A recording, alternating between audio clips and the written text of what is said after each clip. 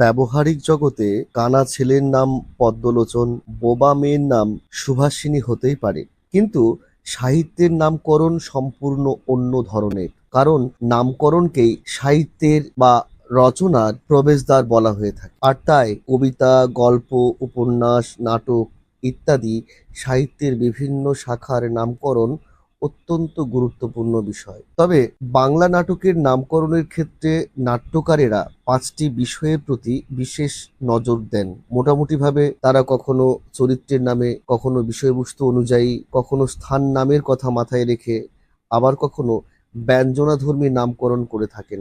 প্রবাদপ্রতিম নাট্য ব্যক্তিত্ব তুলসী লাহিড়ী আলোচ্য নাটকটির নামকরণ করেছেন ছেঁড়া তার। নাট্যকারের এই নামকরণের মধ্যে একটি সূক্ষ্ম আলংকারিক ব্যঞ্জনা নিহিত আছে। অবশ্য নাটকটি যখন তুলসী লাহিড়ী লেখেন তখন তিনি তার নাম দেন ছিন্নতার। বহুরূপী নাট্য সম্প্রদায় এই নাটক প্রযোজনার জন্য গ্রহণ করেই তার নাম পাল্টে রাখেন ছেঁড়া তার। এখন আমাদের আলোচ্য বিষয় তুলসী লাহিড়ীর এই নাটকের নামকরণ ছেঁড়া তার কতটা সার্থক ও তাৎপর্যবাহী হয়ে। তুলসী লাহিড়ীর ছেঁড়া তার নাটকের নামকরণের মধ্যে একটি সূক্ষ্ম আলংকারিক ব্যঞ্জনা নিহিত আছে।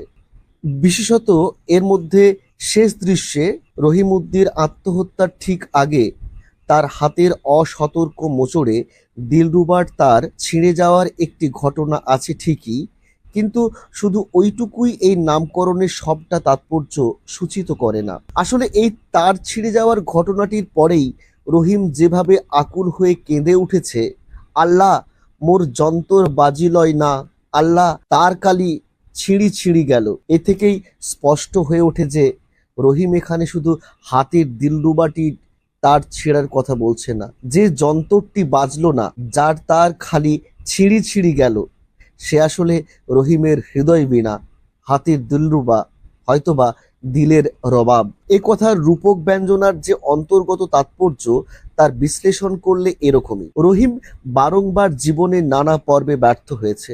জীবনকে গড়ে তুলতে গিয়ে বিফলতায় জুটেছে তার ভাগ্যে। এই নাটকে যে ট্র্যাজেডি ঘটেছে তার চূড়ান্ত যবনিকাপাত রহিমের মৃত্যুর মাধ্যমে হলেও বহু আগে থেকেই নানা ঘটনা সেই পরিণামকে অনিবার্য করে তুলেছিল। সে ঘটনাগুলিকেই রহিম তার বারবার ছিঁড়ে যাওয়া হিসেবে নির্দেশ করেছে। দেশে দুর্ভিক্ষ লাগলে আর সকলের সঙ্গে রহিমও বিপন্ন হয়েছে। অন্যের অভাবে তার মায়ের মৃত্যু ঘটেছে। নিরুপায় হয়ে সে শুধু তা প্রত্যক্ষ করতে বাধ্য হয়েছে নিষ্ক্রিয়ভাবে। কোনো প্রতিকার করতে পারেনি সে। স্ত্রী ফুলজান এবং পুত্র বছিরকে অনাহারে মরতে বসেছে দেখে শেষ পর্যন্ত নিজের আত্মসম্মান জলাঞ্জলি দিয়ে রহিম তাদেরকে পাঠাতে বাধ্য হয়েছে পরম শত্রু হাকিমউদ্দির বাড়ির চৌহদ্দিতে খোলা সরকারি লঙ্গরখানায়, যাতে তারা দুটি ভাত পায়। সরকারি হুকুমের ছুতো দেখিয়ে হাকিমউদ্দি সে সরকারি খাবার থেকেও বঞ্চিত করে রহিমের স্ত্রী ও পুত্রকে।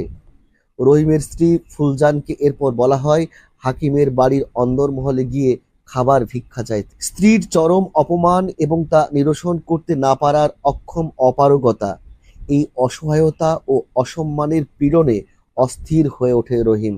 সমস্যা সমাধানের দুর্বার প্রয়াসে সে ঝোঁকের মাথায় ফুলজানকে তালাক দিয়ে দেয়, যাতে তাকে কেউ আর রহিমের স্ত্রী হবার অপরাধে সরকারি খাদ্য থেকে বঞ্চিত করতে না পারে। রহিমের জীবনের এইটি করুণতম ভ্রান্তি। তার হৃদয় বীণার সবচেয়ে সুরেলা তারটি সে নিজের হাতে ছিঁড়ে ফেলল ফুলজানকে তালাকনামা লিখে দিয়ে। এরপর থেকে তার অন্তরকেই অহরহ বেসুরো বেতালা করে দিয়েছে দুটি পরস্পর বিরোধী আবেগের উদ্দাম সংঘাত। একদিকে ফুলজানের প্রতি সুগভীর ভালোবাসা আর হঠকারিতার বশে তার প্রতি অকল্পনীয় অবিচার করে বসার আত্মগ্লানি। অন্যদিকে এক সুপ্রবল ধর্ম সংস্কার, যা তাকে নিরস্ত করেছে তালাক অস্বীকার করে জোর করে ফুলজানকে ফিরিয়ে আনা থেকে।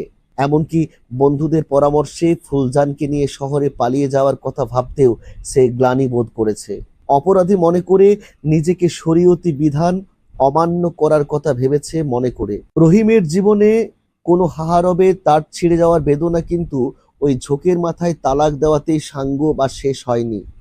হদিসের বিধান মেনে ফুলজানকে যাতে ফিরে পাওয়া যায় তার জন্য আকুল হয়ে চেষ্টা চালিয়ে গেছে সে, কিন্তু তার সেই প্রচেষ্টাও ব্যর্থ হয়েছে। যখন কানাফকির বনাম হাকিমুদ্দির কুৎসিত লালসার লড়াই সে প্রত্যক্ষ করেছে, তখন তার বিশ্বাস চলে গেছে। তখন মরিয়া হয়ে এতদিনের লালিত সমস্ত অন্তর্দ্বন্দ্ব ঝেড়ে ফেলে জোর করে ফুলজানকে বাড়িতে নিয়ে এসেছে অসুস্থ রহিম তার সন্তানকে মায়ের সঙ্গ দিতে। কিন্তু হাদিস খালাফ হবার ভয়ে ফুলজান তার ঘরে ঢুকতে অসম্মত হলে বিনার শেষ তারটিও ছিঁড়ে যায়। মায়ের অনাহারে মৃত্যু, ক্ষুধার্ত স্ত্রী ও সন্তানের মুখে অন্ন জোগানোর জন্য পরম শত্রুর বাড়িতে তাদেরকে পাঠিয়ে আত্মসম্মান খোয়ানো, স্ত্রীর চরম অপমানিত হওয়া, ঝোঁকের মাথায় উদ্ভ্রান্ত হয়ে তালাক দিয়ে আত্মগ্লানিতে জর্জর হওয়া, ফিরিয়ে আনার প্রচেষ্টা করতে গিয়ে স্ত্রীকে দুটি ঘৃণ্য মানুষের লোভ ও লালসার বস্তু করে তোলা এবং সবশেষে ধর্ম সংস্কারকে বিসর্জন দিয়ে ফুলজানকে ফিরিয়ে এনেও শেষ পর্যন্ত সম্পর্ক জুড়তে ব্যর্থ হওয়া, এতগুলি গ্লানিময় ও অবমাননামূলক ঘটনা রহিমের মতো আবেগপ্রবণ মানুষের পক্ষে সহ্য করা সম্ভব হয়নি। মেনে নেওয়া সম্ভব হয়নি যে জীবন বিনার প্রতিটি তার একে একে এভাবে ছিঁড়ে গেছে। হাতের অসতর্ক মোচড়ে দিলরুবার তার ছিঁড়ে যাওয়া এই সব কটিরই রূপক হিসেবে এই নাটকে ব্যঞ্জিত হয়েছে। জীবনের যুগলবন্দিতে রহিম ফুলজানের সুরে লয়ে তালে মাত্রায় কখনো গরমিল হয়নি। তাই ঘটনা পরম্পরায় তাদের বিচ্ছেদ হলেও সেই শুধু বাইরের বিচ্ছিন্নতা, অন্তরে তা ঘটেনি। কিন্তু দুর্ভিক্ষের করার স্পর্শ, হাকিমুদ্দিন দেওয়ানের দুরভিসন্ধি আর জগদ্দল পাথরের মতো অনড় অটল ধর্মীয় সংস্কার তাদের দুজনের সম্মিলিত হৃদয় রাগিনীর ছন্দকে এলোমেলো এবং অবশেষে স্তব্ধ করে দিয়েছিল। কিন্তু ভালোবাসার সুর ছিল অক্ষুণ্ণ। শুধু পারিপার্শ্বিকের নিয়ম পরিস্থিতিতে সে সুর তারা আর যৌথভাবে বাজাতে পারছিল না। প্রতিদিনের জীবন চর্চার অঙ্গীভূত তারগুলি ছিঁড়ে গেছিল দুর্ভিক্ষ, হাকিমুদ্দিন আর হাদিসের বিধানে। রহিম অবশ্য নতুন করে তার বেঁধে সেই সুরে আবার বাজাতে চেয়েছিল জীবন বীণাকে, কিন্তু আজন্ম লালিত সংস্কার তাতে প্রতিবন্ধক হয়ে ওঠায় নিজের অজান্তেই ফুলজান তাদের মিলিত জীবন বীণার শেষ তারটি ছিঁড়ে ফেলেছিল। যে বীণার তার ছিন্ন হয়েছিল উত্তেজনার বশে, রহিম তাকে তালাক দেওয়ার সূত্রে। নতুন করে তার বেঁধে সুর বাজানোর আকাঙ্ক্ষা তাদের দুজনেরই ছিল, ছিল না সাধ্য। পরে রহিম তাতে সমর্থ হলেও ফুলজান আর সেই সাহস করে পেরে উঠল না। এরপর ছেঁড়া তার আর কোনোদিনই বাঁধা সম্ভব হলো না। রহিমের আত্মহত্যার পরিণামে হৃদয়বীণা, জীবনরাগিণী সবই থেমে গেল চিরকালের জন্যে। ছেঁড়া তার নামকরণটির অন্তরালে এভাবেই ব্যঞ্জিত হয়ে উঠেছে দুটি অসহায় মানুষের জীবনের করুণ ও নির্মম পরিণতি। ধর্ম, সমাজ অবস্থা ও ব্যক্তিগত শত্রুতা বারে বারে নিষ্ঠুর আঘাতে ছিঁড়ে দিয়েছে তাদের জীবন বীণার তার। হাতে দিলরুবা আর দিলের রবাব দুই। তাই সুরহারা নিষ্প্রাণ হয়ে এই নাটকের ট্র্যাজেডিকে পরিসমাপ্তি দিয়েছে। ছিঁড়ে যাওয়া তার সেই বেদনারই ব্যঞ্জনা বহন করে। আর এদিক থেকে তুলসী লাহিড়ীর এই নাটকটির নাম ছেঁড়া তার বিশেষ তাৎপর্যবাহী হয়ে উঠেছে।